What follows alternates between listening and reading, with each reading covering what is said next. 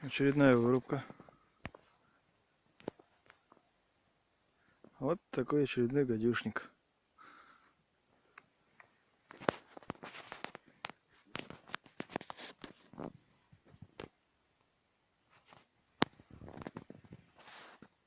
И если слышно, то работают где-то еще пилы. Машина гудит. Вот такое вот безобразие вот у нас в лесу.